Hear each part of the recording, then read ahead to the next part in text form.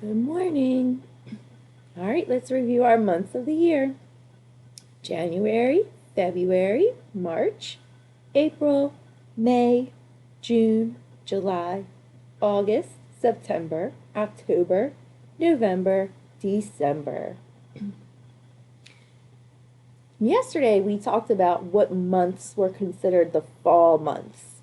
Do you remember what months are considered the fall months? That's right. It would be September, October, and November. Those are our fall months.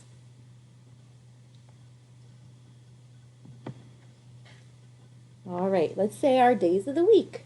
We have Sunday, Monday, Tuesday, Wednesday, Thursday, Friday, Saturday. Well, yesterday, we can see by our arrow that yesterday was Thursday. So that means that today is Friday. And if today is Friday, then that means tomorrow is Saturday. Start of the weekend. All right, so if yesterday was the 8th, then today is the 9th. So today is Friday, October 9th.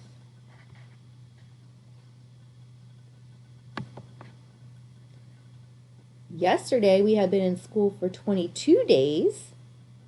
So today we have been in school for 23 days. So let's look at our number 23.